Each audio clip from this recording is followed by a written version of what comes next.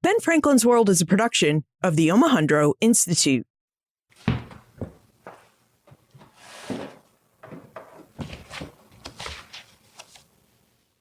We're looking at one of John Adams' letter books, and this one was actually one he picked up in the 1780s in London. We know that from the book plate that points out it was purchased in Cheapside. And it's fairly large and bound in what's now a rust-colored leather. It's full of a lot of different handwriting. Some of it is John Adams. Some of it is that of his nieces and nephews and secretaries and anyone who helped out in his retirement years. John Adams begins to keep a letter book that holds copies of his outgoing correspondence during the 1770s when he's at the Continental Congress, and he does so with an eye on history. The Adams family always writes for the archive, but they travel a lot. And if you're John Adams, you need a reference point for what you wrote to whom. And so this kind of functions as his reference log of information and views that he sent.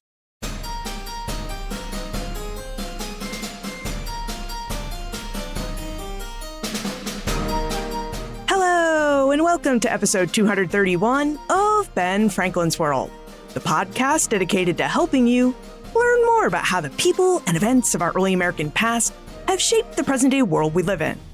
And I'm your host, Liz Covart. Historians use archives to create the histories that we love to read, watch, and listen to. So today, we're going into one archive to investigate both how historians use archives to create histories and to discover more about early American experiences with religion. Sara Georgini, series editor of the Papers of John Adams and an early friend of this podcast, has invited us to join her inside the Massachusetts Historical Society so that we can take a closer look at the historical details provided by the Adams Papers and the role that these manuscripts played in helping Sara write her first book, Household Gods: The Religious Lives of the Adams Family. In fact, Sara and I recorded this conversation while we had the manuscripts that proved so important to her book displayed about us on Senator Charles Sumner's desk. Yeah, it was a super history geek moment, and it's one I wanted to include you in too, which is why, as you've already heard, I recorded Sara talking about these specific documents we looked at and placed these bits throughout the episode. Now, as we pull back the curtain on how historians work in the archive, and why Sara felt compelled to follow the Adams family's history of religion, Sara reveals how early American families like the Adamses used Christianity as a cultural framework to view their world and the world around them. Details about the religious experiences of the Adams family progenitors, Henry and Edith Adams, and how John, Abigail, and John Quincy Adams used religion to understand the American Revolution, the New Republic, and how the New Republic would survive and thrive in a world full of monarchies. But first, hello, Albany. I'm very excited to visit with you on Thursday, April 25th at the New York State Cultural Education Center. I'll be giving a free public talk that evening called A Visit to Ben Franklin's World. Now, just before that event, we'll gather for a meetup at the pre-talk reception. The New York State Archives Partnership Trust, who is hosting us for the evening, has arranged for the Beer Diviner, which is New York State's first licensed farm brewery, to serve a selection of their finest and tastiest locally brewed selections. I've placed the details for this event in the show notes and in your Ben Franklin's World app. Finally, I'm very excited about this episode. You know, one aspect of working as a historian is being there to help your friends and colleagues with their work. So we help each other with our research by reading chapter and article drafts and providing feedback on them. And sometimes we just show up with a cup of mint chip ice cream in hand when our friends really need it. I've been really fortunate in that Sara let me join her on her book journey. We participated in a writing group together, and after years of hard intellectual labor, Sara's research is finally a book. It's really an amazing experience, and I'm very excited to share it with you today. So, without further ado, let's re-enter the Massachusetts Historical Society and investigate the religious lives of the Adams family. And we're looking at the letter that started it all. So this is a letter of July 19th, 1812, from John Adams to his old friend, Dr. Benjamin Rush. And he has a really lovely description of being a young boy who had rosy cheeks and carrying barley malt from the family brewing house. And then he segues into a little bit of a more serious reflection on the family's long past in early America. And he writes, "What has preserved this race of Adamses and all their ramifications in such numbers, health, peace, comfort, and mediocrity? I believe it is religion, without which they would have been rakes, fops, sots, gamblers, starved with hunger, frozen with cold, scalped by Indians, been melted away, and disappeared." My job after reading this letter was to find out if John Adams was right and if religion was really the guiding force in the family's success. Our guest is the series editor of the Papers of John Adams. She's a co-founder of the Junto, a group blog on early American history, and a contributor to both the Society for United States Intellectual History blog and a Smithsonian magazine. Today, she rejoins us to discuss details from her first book, Household Gods, The Religious Lives of the Adams Family. Welcome back to Ben Franklin's World, Sara Georgini. Thanks, Liz Covart, and hello to all the Ben Franklin's World listeners. Sara, I think you may be our first four-time guest, and every time we record, we do it in a different place. It's always a pleasure to make history, and we especially want to welcome listeners into the archive today. We are taping in the heart of the Massachusetts Historical Society, the nation's oldest historical society, founded in 1791, with an eye toward showcasing a few of the treasures in the Adams Papers project that led to my book, Household Gods. And I have to imagine that there must be, one particular treasure that really led you to write your book, Household Gods. So would you share that treasure with us?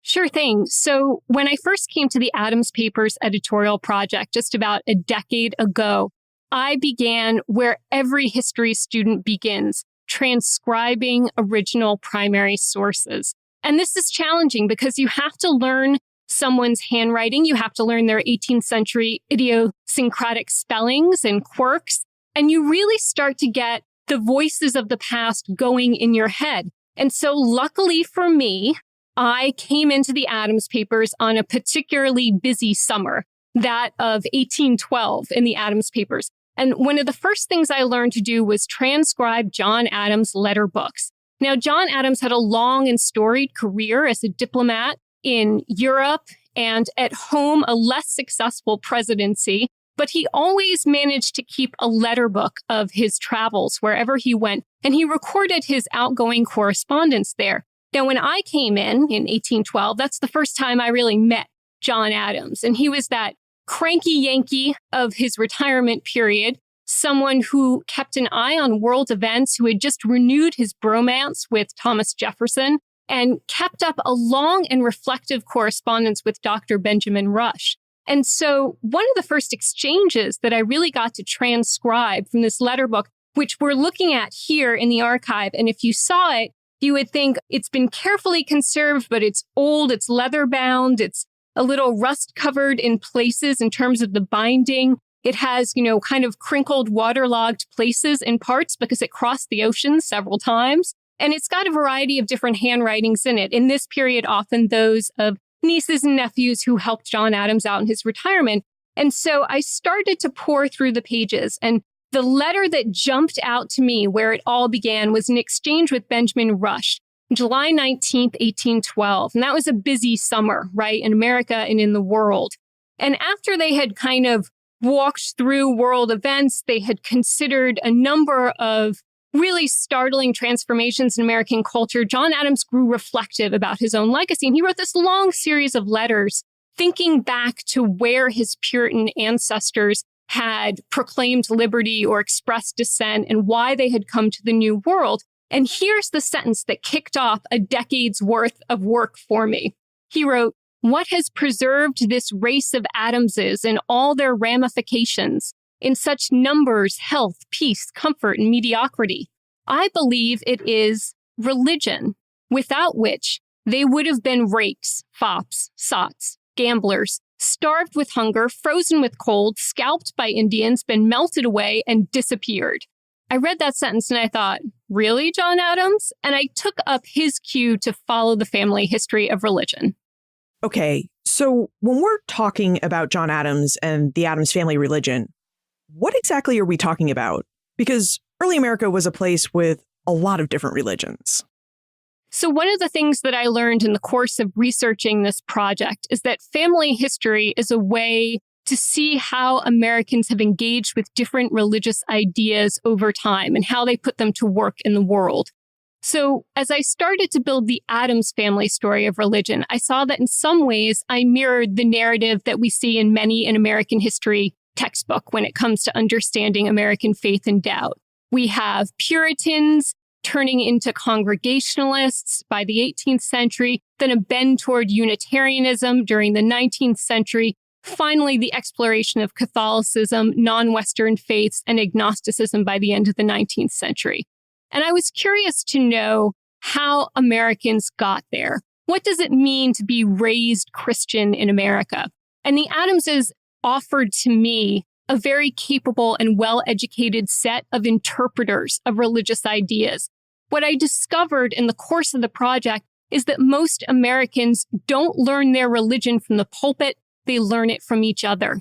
And this is a really interesting part of the relationship that Americans create between religion and culture, right? How they use it. It's not just what they hear on Sundays, but how they live it out in the Monday to Saturday period too.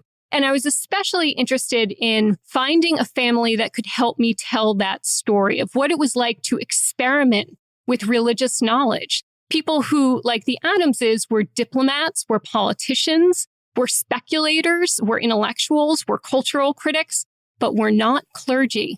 So I was very curious to see what a lay history of American religion would sound like coming from this family. I know we're very curious about how the Addamses learned about religion and the arc that their faith took. But before we dive into those topics, we should explore an idea. There's an idea that Sara discusses often in her book, Household Gods.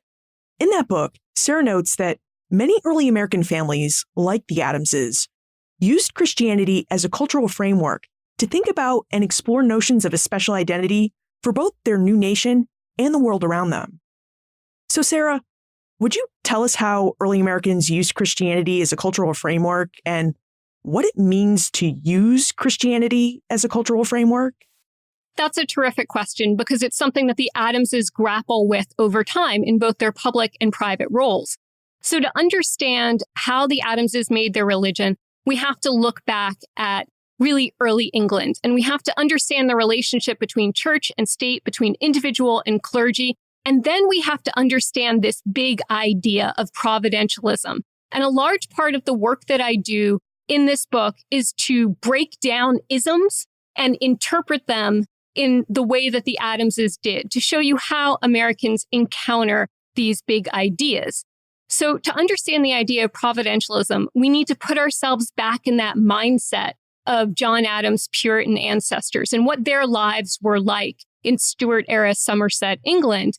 And the idea of providentialism is that there is an all-knowing, all-seeing, omniscient providence who intervenes in human events to fulfill a predestined plan of history. And this is something that every Addams between the Puritan era and the Civil War era identifies with strongly. This idea that there is a providentialist God, that God will intervene in history and will direct your steps, be it to revolution, civil war, any other great moment of cultural change, and see you through those steps. And that's something I think that we need to really reconstruct first in order to understand how they came here. You mentioned that Americans really learned about religion at home from their family and not necessarily from the pulpit. And as religion is often passed down through the family, would you tell us about the progenitor of the Addams family in America, Henry Addams, and what Henry's views on religion were? So this first part of the book, where I explored the Puritan ancestors of John Adams, is really my favorite because I had to do a lot of world building. In the Addams papers, we have 250,000 manuscript pages. I have maybe a handful of items that possibly have Henry Addams, the progenitor's handwriting on them. So I really had to think about the world that he moved through in Somerset, England. And here are the three things that every Addams could agree on about the Puritan progenitor. The first was that he was well-read. He had a fairly comprehensive library of old books that he willed to his daughter and sons. That's the first thing we knew about him. The second thing we knew about him, he brewed good beer. So he was a malt maker by trade, and that meant that often the Adams family fortunes swung up and down with those of the harvest, and so did their prayers and their personal economy. So we knew that. And then thirdly, what we knew about Henry Adams was that he married well. So he married Edith Squire, the granddaughter of a local rector. And in doing so, he picked up 40-odd glebe or church lands on which to establish his brewing business. So these were the three ideas that I had. I also knew from John Adams' own reflections on his Puritan ancestry that Henry Adams was someone who centered his life around the meeting house, so around church, around the militia, where he served in his local town. And he was someone who centered himself very much in different routes of faith inquiry. So what I mean by that is Henry Adams, in his younger days, in the 16 teens and 1620s, would have been able to, with his neighbors, pool money and, say, employ the local pulpit talent. He would be able to buy the books that he wanted and stock his library. He would be able to explore new religious ideas. And then what I quickly came to wonder was, so how'd he get here? Like, how much of a Puritan was he? And here I think I faced the same dilemma that pretty much anyone who studies early America faces, which is, well, how can you tell if they were going for religious liberty or if they were going for profit? So how Puritan was Henry? And I didn't have a clear answer because when he decided to replant the family in Braintree, Massachusetts, now Quincy, he didn't leave me a clear paper trail. So I had to look around to find out what exactly stirred him to get on a boat and to make a very dangerous crossing to an unknown new world. And what I discovered was that family history held some clues for me. So one of the Adams relations went to John White's church in Dorset. And John White, who never left England, certainly helped the 21,000 immigrants who did. He helped to fund the charter for the Massachusetts Bay Colony, and he preached colonization sermons that used providentialism to exhort people to replant what he called the petty colonies, so that was their family, to replant themselves in the New Jerusalem of New England. And he was incredibly effective. So I didn't know exactly when the moment was that Henry said, aha, this is for me. But I do know the sermons he heard and the ones he may have read, like John White's A Planter's Plea. And I thought about how that would have played at home. So how they would have debated that at home, what they would have thought their opportunities were. And then there's a wave of bad harvest and Henry loses his brewer's license. So now there's a combination of ideas. There's increasing encouragement from the pulpit to go and restore some Christianity to the New World. There's also the idea that Henry is out of luck in terms of his business. And then there's a third really pivotal factor that causes the Adamses to leave England for America. And that is the religious atmosphere that is inculcated by Archbishop William Laud. Now, William Laud takes over the Church of England and begins to lead it in 1633. And he has some incredibly strong tactics that he puts into immediate force. So the look and feel of Church of England religion changes dramatically in the 1630s. There are interrogatories, which are so dreaded, and they're kind of like a pop quiz to say, does a mother like Edith Adams, Henry's wife, remember to don a modest veil after she comes back from church every time she has a child? Does Henry stock the right kinds of books in his library? Do they agree to genuflect at the newly railed altar in their old church of Barton St. David? So there's this very different religious atmosphere that is so pivotal. Those three things trigger the Adamses to leave England and come to America. So the look and feel of the Church of England had changed a lot during the 1630s, but I also have to imagine that life and worship were also pretty different and had a very different feel for the Adamses once they arrived in America.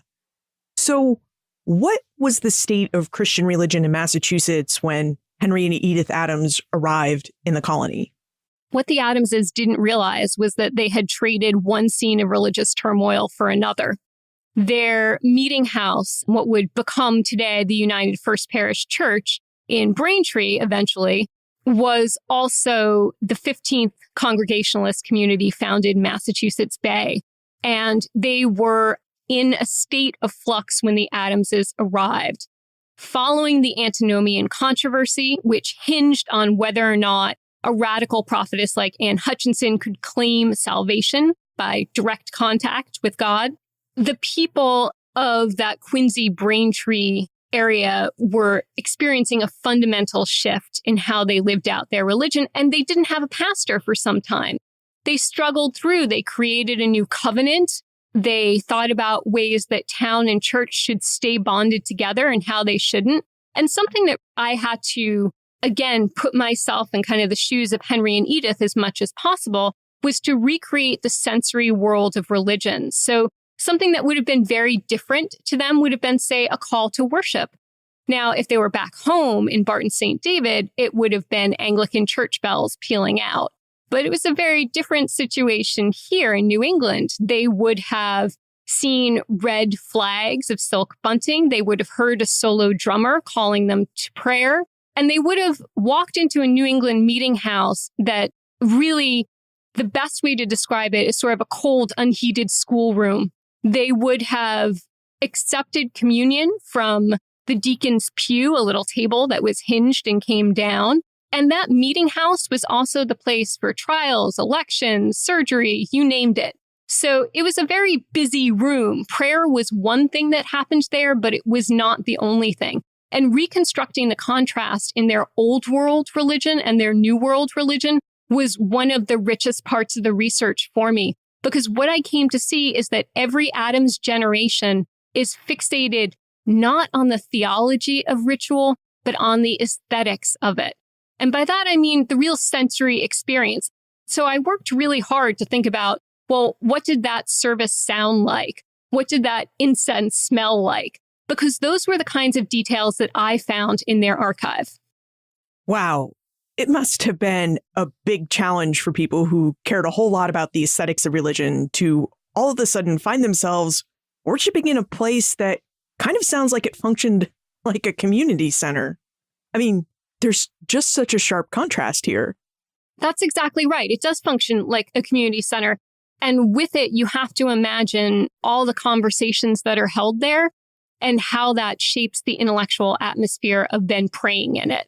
So they often, for example, would keep the meeting house doors open so that you could see the stocks, which is a very present reminder, right? That you don't want to step out of line in this early New England township, but also a reminder that there is a community with shared morals that you are definitely a part of. And that was just really interesting to me. So even though I only had a few scraps, Henry's signature on his will or a mention of him somewhere else, I had a really good sense after a lot of research of how to build his religious worlds that he walked through. Now, in Household Gods, Sara poses a really interesting question for her readers, which is, what did the Puritan experience of Henry and Edith Adams teach their descendants about religion and rebellion? Sara, that's such a great question, and I wonder if you would help us answer it right after we take a moment to talk about our episode sponsor.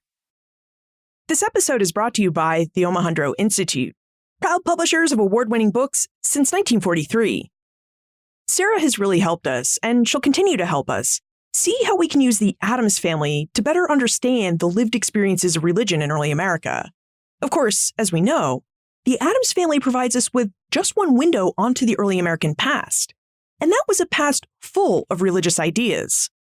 Which is why you may like to know that the Omohundro Institute has published many books about religion in early America. Just visit benfranklinsworld.com/OIBooks and then put religion into the search bar. When you do this, you'll find titles that will guide you through ideas about religious community in New England and Pennsylvania, the missionary movement in California, and the ways in which religion intertwined with social and cultural ideas about family, childbirth, and slavery. And because you're a loyal Ben Franklin's World listener, the Omohundro Institute is offering you a special promo code so that you can purchase any title published by the OI at a 40% discount. Just use your special promo code 01DAH40. Again, save 40% off any OI book title by visiting benfranklinsworld.com/OI books and using promo code 01DAH40. I placed the details for this listener-only sale in the show notes and in your Ben Franklin's World app. So, Sarah, you asked us to think about what the Puritan experience of Henry and Edith Adams taught their descendants about religion and rebellion. And now we'd like to know what you think. So, what did the Puritan experience of Henry and Edith Adams teach their descendants about religion and rebellion? Well, so John Adams, a far better author than I on this subject, took a crack at exactly that question first in his dissertation on the canon of feudal law in 1765. And his idea, even though he was a little hazy about his own Puritan origins and in fact sparred with his son John Quincy on them, he had this idea in his head that what the Puritans gifted to Americans was, first of all, this abiding religious confidence that God would help a colonist to dare much and to do good. So there's that idea. There's the idea that before they were capital C Congregationalists, they were lowercase c Congregationalists. They knew how to gather in community, maintain an individual identity, yet pull together for something like a revolution. They had, thirdly, a long and rich tradition in religion, so in the line of church before in the line of state, in articulating dissent and proclaiming liberty. So anyone who is willing to flee the corrosive hands of an Archbishop Laud would feel empowered to stand up to, well, any form of British authority that might challenge liberty. So in essence, religion actually gave them the confidence they needed to rebel. I think that's true. I think that's exactly the way that they parlayed it, especially John Adams. You have to remember, too, that claiming that Puritan ancestry is incredibly important if you're building a political brand in the 18th century. And the Adamses knew that. And John Adams was very aware, as his son John Quincy was, that claiming that Puritan ancestry of dissent and liberty was a way to establish a glossy status history in the new American political arena. Now, speaking of John and his wife Abigail Adams, we've learned, of course, about John's religious forebear. And Abigail was the daughter of a minister, so she also had a religious upbringing at home and in the meeting house. So would you tell us about John and Abigail Adams's Christian views and whether they saw eye to eye on religion? Abigail Adams looked for God in books first as a young woman. She had the privilege of her father, a clergyman in Weymouth, serving as a guiding intellectual force in her life and opening his library to her. And so she read a lot of English dissenters. She had some of the same religious ideas when she met John Adams. And they both had a very strong sense of providentialism. Again, that idea that God would guide them through historical events and help to shape their destiny. But Abigail had something a little different than John. She had a great love of religion and its aesthetics as a form of culture. And when Abigail traveled, when she was an older woman and she traveled in Europe, this was something that she really noticed. So she absolutely adored hearing high church music, not something she would have heard or really thought about favorably as a young woman in Weymouth. This was a very different thing to her. We have some really striking passages in letters where she describes the first time she hears Handel's Messiah, and she describes the Alleluia chorus, how all of the instrument players will rise with one accord, and, the building is just reverberating with all the joy of the music. And this is incredibly emotional stuff for Abigail to come up with and to write about in her letters, and she's very evocative about it. So she looks for religion in parts of culture that John necessarily would not.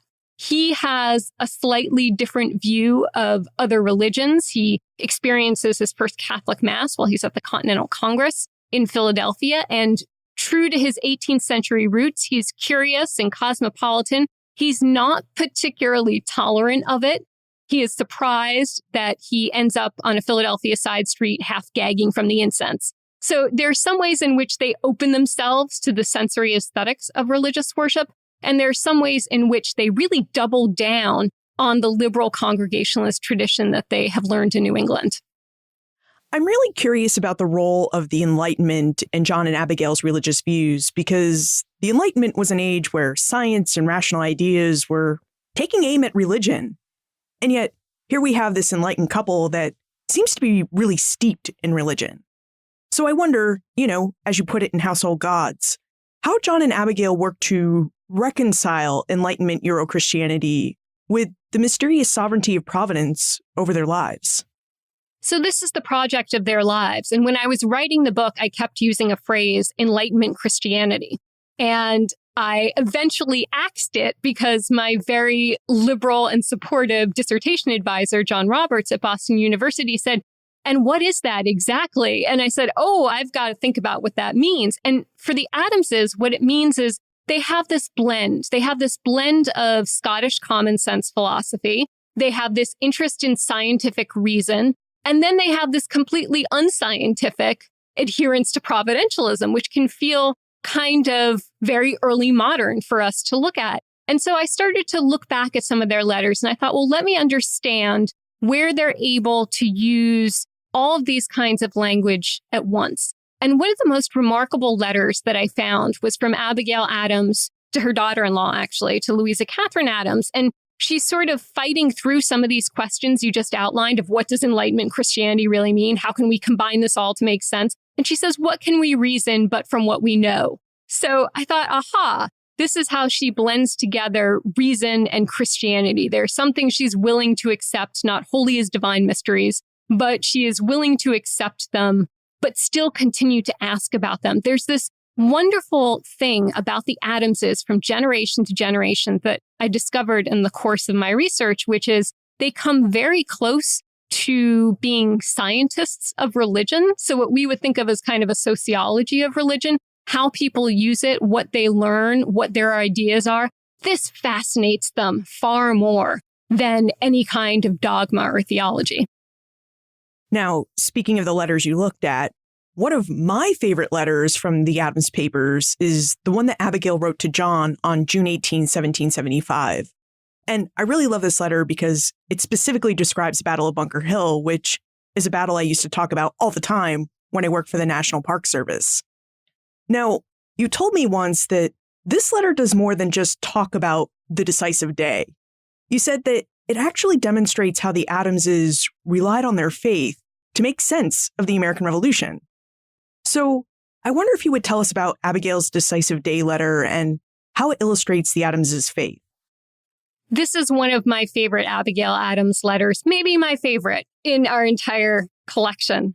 And so here is a really good trajectory of providentialism in one letter. And I'm just going to read a little snippet of it so you get a taste. This is Abigail writing to John, and she's writing one of her long journal letters, and she starts it on Sunday, June 18th, and she finishes it on Tuesday, the 20th. And she's writing just after the Battle of Bunker Hill. They've just lost their good friend and family doctor, Joseph Warren, at the battle. And this is really the first news that John is going to get of it. And she writes, "The day, perhaps the decisive day, is come on which the fate of America depends. My bursting heart must find vent at my pen. I have just heard that our dear friend, Dr. Warren, is no more, but fell, gloriously fighting for his country." And then Abigail continues in the second paragraph, and she does something that she does a lot, and a lot of the Adamses do, which is kind of a mashup of different scriptural verses. And this part is pulled specifically from Ecclesiastes and from the 62nd Psalm. And she writes, "The race is not to the swift, nor the battle to the strong, but the God of Israel is he that giveth strength and power unto his people. Trust in him at all times, ye people, pour out your hearts before him. God is a refuge for us. Charlestown is laid in ashes." And to me, this was just so evocative of bearing this news to her absent husband, of trying to show the personal and public toll of this conflict so early on. And it's rare that Abigail would quote that much of the Bible, and yet she does here. She continues the letter 2 days later with a very long ode that she apparently had young John Quincy recite every morning along with the Lord's Prayer, so much so that he remembered it when he was an old man many years later in his diary. And she ends the letter in a completely different place than she began it. She begins again on Tuesday by saying that she's heard 10,000 reports that are passing vague and uncertain as the wind. And you have to think of how news traveled and how she is trying to frame this.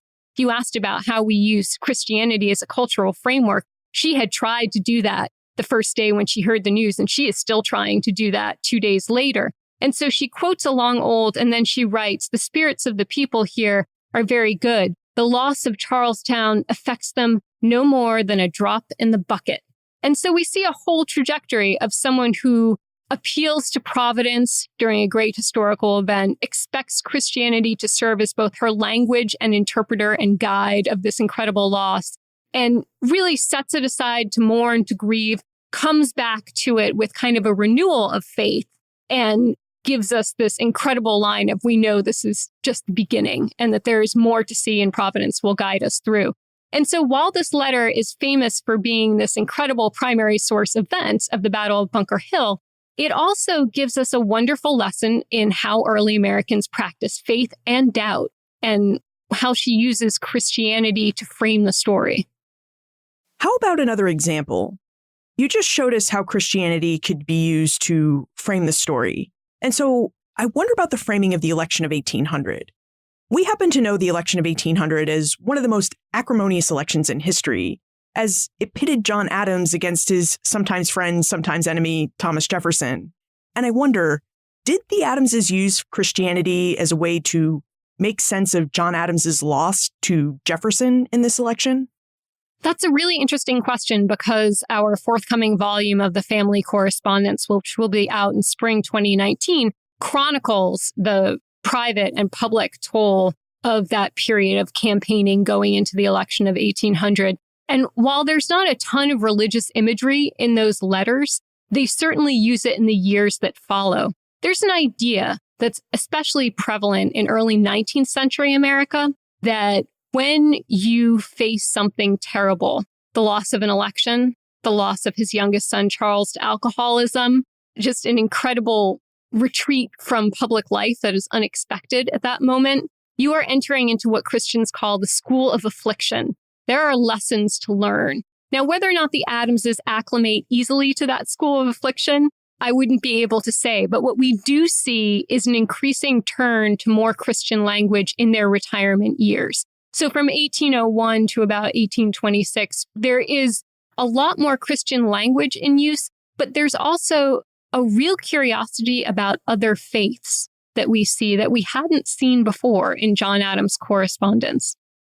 Now, as Household Gods is a family history, I'd really like for us to move on to the religious explorations of John Quincy Adams. Now, we know that John Adams' diplomatic career during and after the American Revolution really afforded his family and his eldest son the opportunity to travel in Europe. In fact, John Quincy accompanied his father to Europe at such a young age that he probably spent more time abroad than he did in Massachusetts. So, Sarah, I wonder, with so much time abroad during his youth, what was John Quincy Adams's religious upbringing like, given that he really couldn't attend worship in the congregational meeting houses of his parents? So this is a really interesting thing about John Quincy Adams, sometimes referred to by his own family as the greatest traveler of the age. He has his first diplomatic gig going to Russia when he's 12 years old. He is off in Europe attending Leiden University. He jets back to Harvard, a formative place for many in Adams when it comes to religious education. And he is really plunged fully into foreign experience, more so than his native Quincy. And this makes him not only incredibly cosmopolitan, but it makes him a great critic of world religions. And he's someone who's incredibly curious as he's moving through the steps of diplomatic apprenticeship that every Adams does in learning how to use religion as a couple of things. So it's a social technology. He takes a little time to warm up to people, and this is a way that he can look like he's part of the community. He says he always likes to be the friendly American in a foreign pew is kind of how he frames it, no matter the denomination. And he will put that to good use by praying anywhere and everywhere that he can. He's really curious about other denominations beyond Protestant Christianity as well. So he is very adroit at moving through different religious communities and finding exactly the religious idea that he can be a part of, that he can espouse. And then the second thing that he's able to do is to learn how to use religion as a cultural language. And his wife, Louisa Catherine, is very adept at this as well. So even though they're moving through an array of foreign courts, they are able to connect in conversation with people on topics like Christian patriotism or Christian motherhood, kind of the universals that they're interested in. So he has a very different upbringing, and he struggles quite a bit with it. And he struggles with it most when he becomes a father, and he isn't quite sure how to educate his children except to drown them in reading lists of books, which is a very Adams approach to education, I think. Could you give us an example of how John Quincy Adams used religion as a gateway to developing a better understanding of cultures? Perhaps you could even tell us something about his relationship with the Tsar of Russia. So John Quincy Adams in Russia is a revelation because he is a young man, he is a husband, he is a father. His son Charles Francis is with him and Louisa Catherine. He is in Russia for the second time. The last time he was there was to seek American recognition from Catherine the Great. And he is now back to try and craft a trade treaty with Tsar Alexander I, a mission that does not come to fruition, but a mixed time of great happiness and great loss for the Adams family. His wife gives birth to a daughter who dies very young, and Adams, in his grief, turns to a self-implemented course of religious education to find out everything he can about the many different kinds of faiths in Russia. And one of the most striking things to me is that when he contrasts St. Petersburg with New England, he finds that Russians are more religiously tolerant and diverse than his own home state. So he's very interested in all the little details of how people celebrate the life cycle. He goes and sees his first Catholic baptism. He marks where they bury their dead, how they're baptized, when they're married. He's fascinated by the frozen markets to understand how religion and the marketplace are in sync. He really dives into the specifics of religious education as well. So he wants to know when religious schools have their lessons, what they teach, how they're trained. And this just fascinates him. So on that note of Adams' serving as sociologist of religion, I knew that I had my work cut out for me with John Quincy Adams. And in fact, that was the chapter I wrote first. And it was the longest chapter, and I probably could have kept on writing it. And that was the chapter where when I was writing it, I thought, I've got to look at the Adamses more before and after him because there might be a big story here. Since you do know so much about John Quincy Adams and his quest for faith, would you tell us about his deep appreciation for the Bible? Where did his interest in the Bible as a text come from? It's funny because his grandson, Henry Adams, he of the education, says that every Adams gets a silver christening mug and a Bible. And that's your first gift as an Adams. And certainly with John Quincy Adams, we see an early appreciation for the Bible. He learns it at home. Remember that at this time, and this is another reason why family history is so important to understand spirituality in America, the home is the primary site for religious education and sentimental devotion. And so he learns at home. He reads a couple of chapters of the Bible every morning before he works and usually notes down his diary, what he's read and a little reflection on it. He becomes an officer of some standing for a long time in the American Bible Society, which is incredibly important for the early 19th century. And he really takes the time to write a series of letters on the Bible to his two sons who are far away in Massachusetts, because he thinks their religious education, while it's nice to maybe read a Bible verse or two at night, it's not enough. So he has this larger vision of the Bible that he wants to impart to them. You should read it as a historical guide. You should read it as spiritual interpretation. And you should use it to discern your role in history and your duty to your nation. So there's very much an idea in John Quincy Adams' mind that the Bible is a wellspring of Christian patriotism and that you should be as familiar with it as you possibly can be. Speaking of duty to one's nation, we can really see a trend in the Adams family where they do have a strong sense of duty to the nation. John Quincy's parents really used religion to make sense of the American Revolution, and John Quincy Adams was using religion as a way to try and figure out how the American nation would survive in a world full of monarchies. So, Sarah, how exactly did John Quincy Adams use religion to come to his belief that the American Republic and republicanism could survive among so many monarchies? So he is kind of our model Christian patriot. We see this a lot in John Quincy Adams' actions. We see it in his letters. We see it even in his poetry, where he very clearly lays out different ways to approach his creator, as he calls it, and to discern what steps he needs to take next for the new nation. I think if we really needed to explain his political creed in Christian terms, so to apply that idea of cultural framework of Christianity here, we would say, he's providentialist, he's patriotic, and Protestant to the core. Those are the three kind of guiding lights that carry him through his service.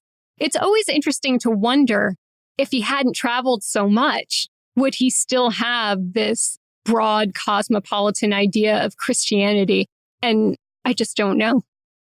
Now, the question of how to be simultaneously Christian and American really seemed to be the defining challenge of these early Adamses' lives. So, Sarah, why do you think this proved to be such a challenge? And would you tell us about some of the different ways these early members of the Adams family attempted to meet this challenge?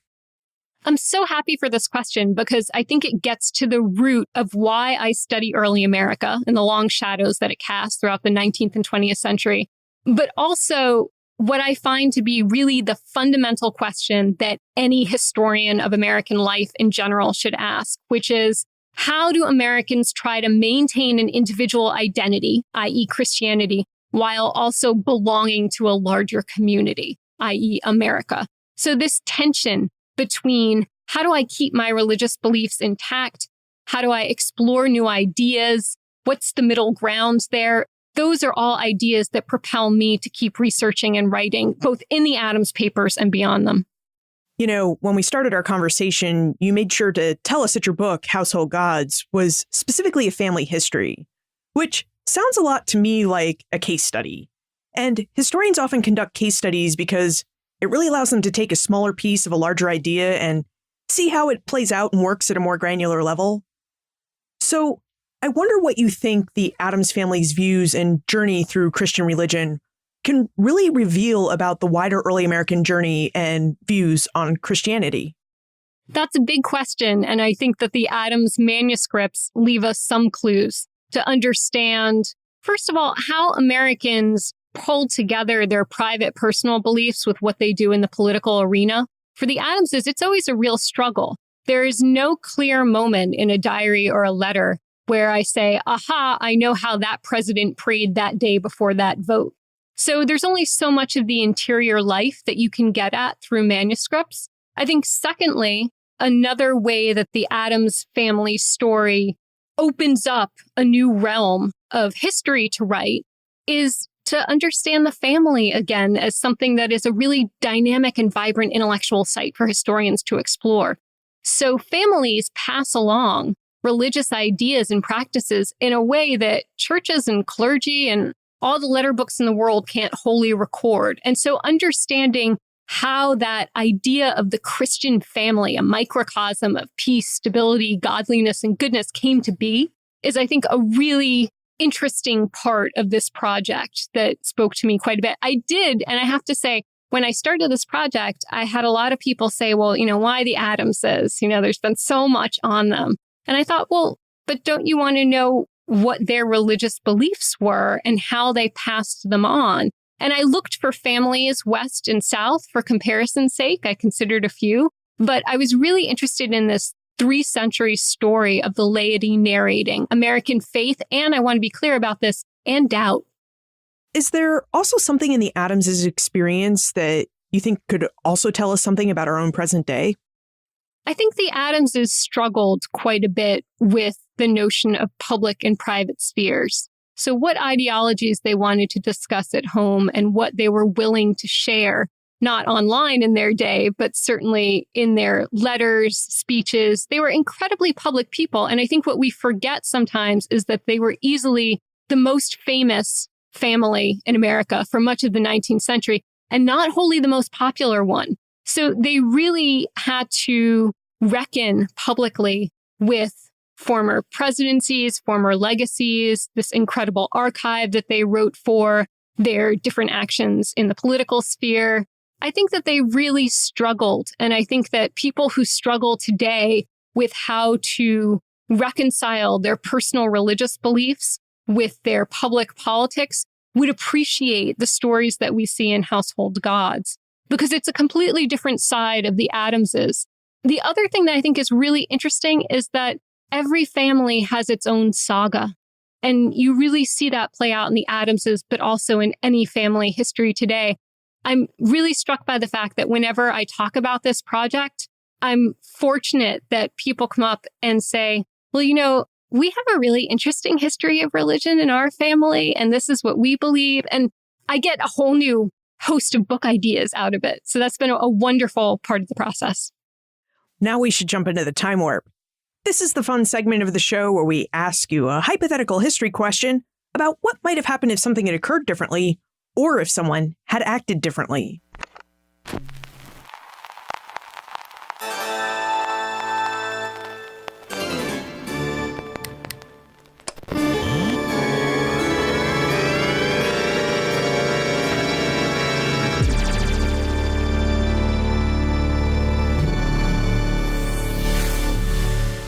In your opinion, what might have happened if the Addams family had not had the opportunity to live and work abroad?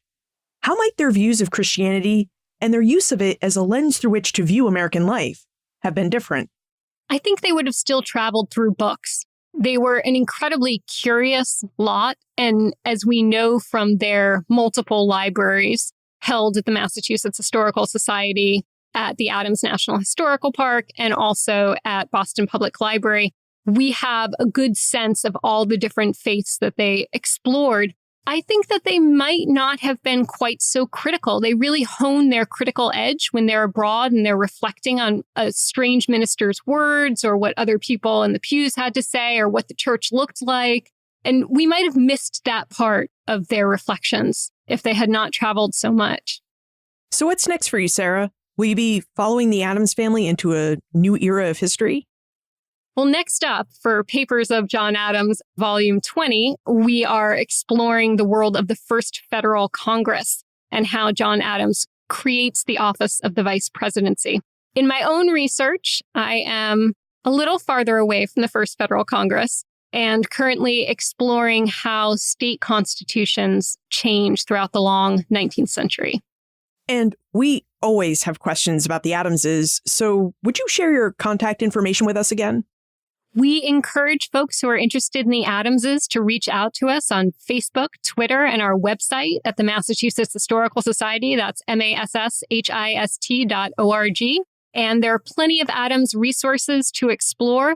One thing I'd like to say, in addition to coming here to work with our archives, which are available also as free digital editions online, I'd encourage everyone to walk where the Adams walked and visit the fantastic scholarly Rangers team at the Adams National Historical Park. Sara Georgini, it is always a pleasure to speak with you. Thank you so much for inviting us into the Massachusetts Historical Society today and for taking us through the religious journeys of the Addams family. Thank you so much. So we're looking at one of Abigail Adams' long journal letters that she writes during the American Revolution to her husband, John, then at the Continental Congress. And Abigail writes these slightly longer letters. She often drafts and changes her words over the course of a couple of days. She's trying to pack in as much information as she can, knowing that their letters may also be intercepted, read, printed. Anything she sends may be compromised. So she likes to make sure that she has captured the news as best she can. And she'll often come to a point in the writing where it's either emotional for her or the events are still in flux, and she will hold the letter and then send it. And this is what happens with her letter of Sunday, June 18th, 1775, which we're looking at. And she again continues on the afternoon of Tuesday, the 20th. And she's conveying news of the Battle of Bunker Hill. And we see in Abigail's hand where she's carroted in a word or she's canceled or deleted or struck out a word to change it, where she has changed the time when the bombardment at Bunker Hill ends. She's changed the time because she has new intel to share with her husband. And so these letters, which are always astonishing to me that they've survived and been taken such good care of by the family and the Historical Society, it's probably about an 11 by 14 piece of paper. It's a manuscript. It's kind of a cotton-based, slightly heavier kind of paper that you would have seen here.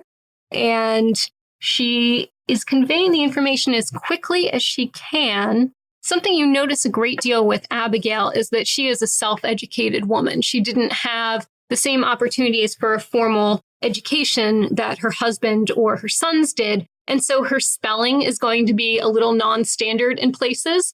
She tends to write phonetically. So sometimes it's a great way to get Abigail's voice in your head to know how she pronounced things. And when we reproduce these in transcription, we reproduce exactly what she wrote. So every little semicolon, quirk, or non-standard spelling appears just as Abigail wrote it, and that's part of the work that we do. Every family has its own saga, and the Addams family certainly had one of its own. Throughout their storied careers in the service of the United States, the Addamses relied on religion. Now, Sara began to follow the Addams family's journey with religion early on in her career with the Addams Papers editorial project. She started where most scholars begin, with transcribing documents.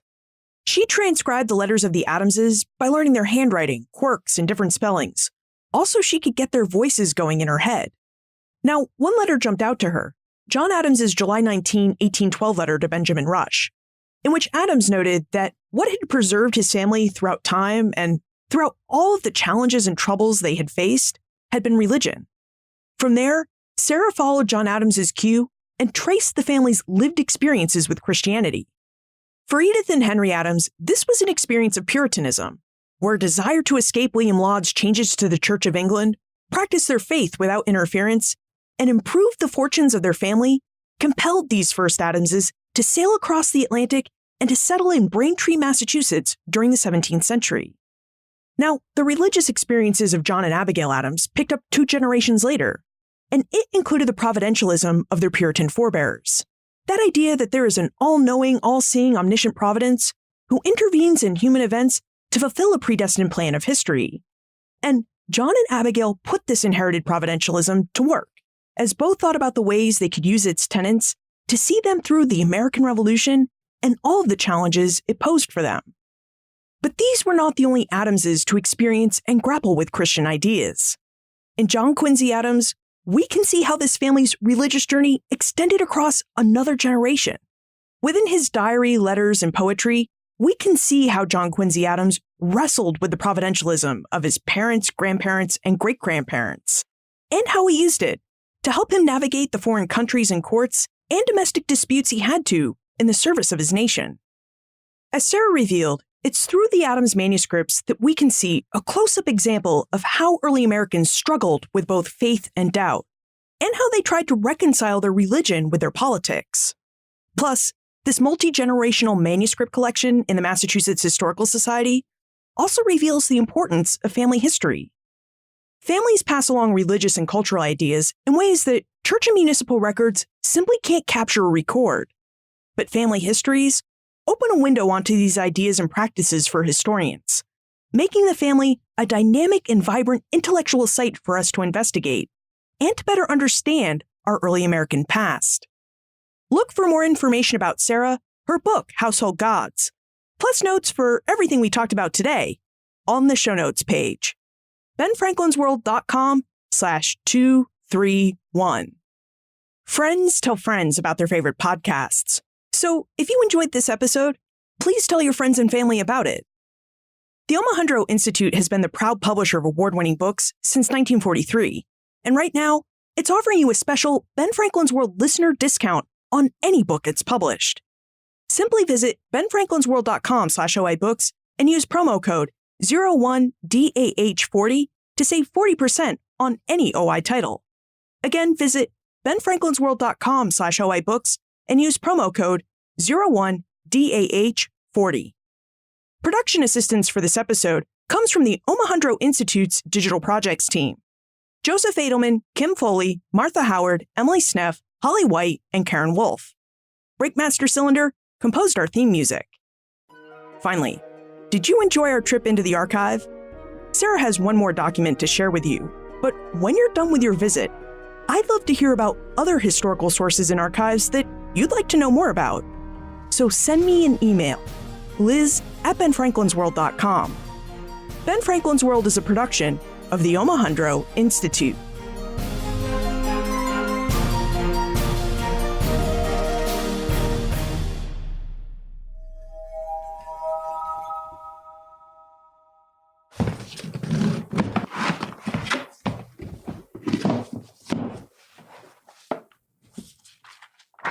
One of the most epic diarists of the 19th century was certainly John Quincy Adams, who, like his parents, had a rage for the archive and for creating history. Over the course of his life, he kept 50 volumes worth of a diary that you can read in either a quick line-a-day version or in this longer version that we're looking at here. And this has all been digitized and made available through the Historical Society. And we happen to be looking at the entry for March 29th, 1841. And he opens his diary with when he woke up in the morning and who visited him and his early tasks. And really, of all the diary entries, and there are so many that John Quincy has provided us with, this is one of my personal favorites because I think it tells us a lot about how he applied Christianity to politics. And it's written about a month after the Amistad decision, which you can learn about through the Historical Society website. But he's reflecting on what he should do next. And he asks in his diary, what can I do? How can I carry forward this cause? And he acknowledges that it will be a challenge. He writes, "The world, the flesh, and all the devils in hell are arrayed against any man who now in this North American Union shall dare to join the standard of Almighty God to put down the African slave trade." And so the part that really gets me about this is John Quincy Adams' very clear explication of what his conscience tells him to do. And you see this man who is really at the end of his political career and is determined to cap it with one last moral crusade. And so he writes, "What can I, upon the verge of my 74th birthday, with a shaking hand, a darkening eye, a drowsy brain, and with all my faculties dropping from me, one by one, as the teeth are dropping from my head, what can I do for the cause of God and man, for the progress of human emancipation, for the suppression of the African slave trade? Yet my conscience presses me on. Let me die upon the breach."